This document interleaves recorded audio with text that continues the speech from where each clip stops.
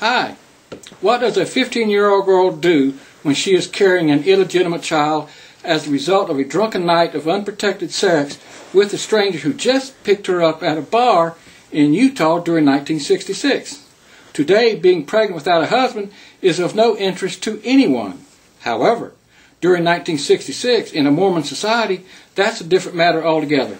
Hello, I'm Carl Lewis Sr., and welcome as I share with you this autobiography of the life that I had with this evil girl. Come with me as I take you way back in time.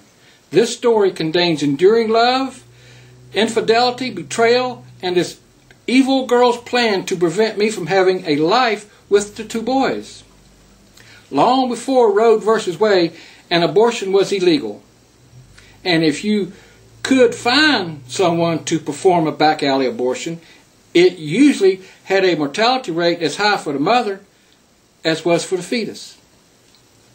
At 15, she could have the baby without a husband and face being ostracized in a Mormon society and a ruined reputation. She could find some gullible guy and after having sex with him, trick him into thinking he got her pregnant. In those days, it was a normal practice with women carrying an illegitimate child to trick an innocent victim into marrying her. I met Shauna Greenough at a dance while I was in St. Louis, Missouri during the summer of 1966, and it was love at first sight. Shauna's biological father was a career criminal, so she used the last name of her stepfather, Beauregard, as her last name. During the dance, we talked briefly, exchanged addresses, and a romance through the U.S. mail soon began. Now, I think she uses the name of Johnson. At her request to join her in Utah, I started a long bus ride and arrived in Twilla on February 4th. I was moved into a basement bedroom at her stepfather's house, and we started having unrestricted sex that night as we did for several months. After about a week, her period started, and she stated that sex could resume after it was over. Later in March, she announced that she was pregnant, and I was the father we soon married at the courthouse. August 23rd, a premature boy was born, and we named him Carl Ellis Lewis. In November, I had to go to our doctor, but became confused trying to read the contents of our family folder. The source of my confusion was his entry, "Patient has completed her first trimester." I asked the doctor what he meant, and he stated he determined that Shauna was 3 months pregnant at her first visit in March. I moved out immediately. My foolish pride would not allow me to call my parents for help. I had no money or any place to go. The only option I had was to move back in with her until I could work out another solution. I accepted the painful truth that I wasn't the father of my son and I was going to raise Carl as my son. Several months later, during one of her bouts with alcohol, Barb explained how Shauna managed to get herself drunk. The two of them went out to party Thanksgiving night in 1966, but they got separated after Shauna became intoxicated. Shauna agreed to go home, but apparently she met a GI and decided to continue the party elsewhere. She spent the night with him, and she spent the night with him that night, and she got pregnant, she got laid, and she got drunk. Pregnant without a husband. In March of 1969, my solution arrived. I joined the Army during the height of the Vietnam conflict. After completing all of my stateside training, I boarded a plane bound for Asia. I hated it so much over there that I re-enlisted for 6 more years just to get out of that hellhole. Once my tour of duty was complete, I returned to Utah unannounced with my pockets full of cash from my re-enlistment bonus. Everyone was asleep back in Twilla, so I took a taxi cab home so I could surprise Shauna. Upon my arrival, I let myself in using the key I still carried and opened the bedroom door only to discover 2 forms in my bed. Returning home after spending time in a combat zone only to find my loving wife in bed with another man was a shock that no one should have to endure. I just stood there. Finally, I went to the kitchen to think. I sat there hoping someone would walk from the bedroom because I would kill them.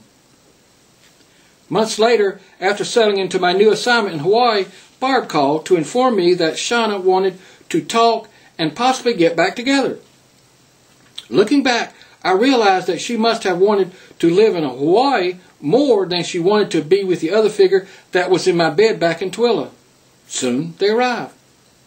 Almost immediately after her arrival, Shauna wanted to have another baby, and after all attempts had failed, we sought medical assistance.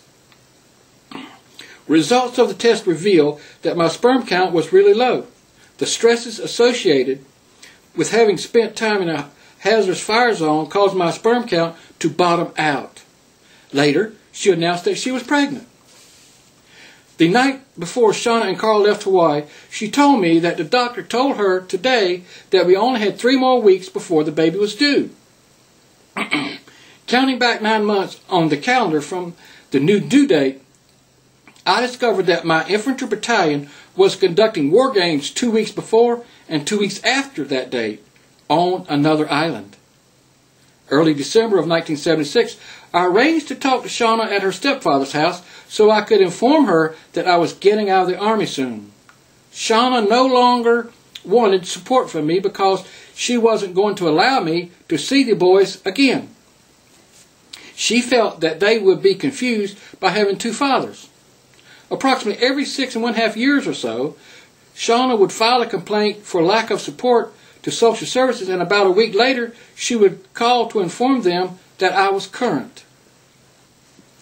If she had waited 7 years, she would have been ineligible to collect because of the maximum time restrictions.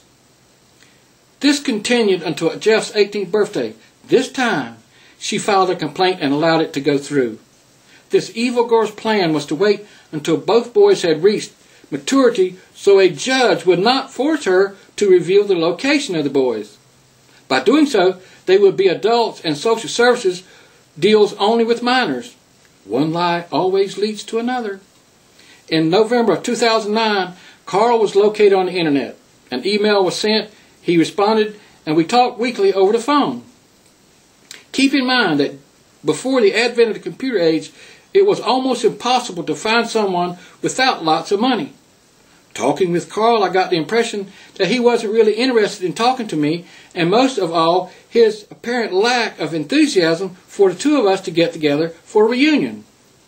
I felt he was getting some sort of amusement by jerking my chain and leading me on.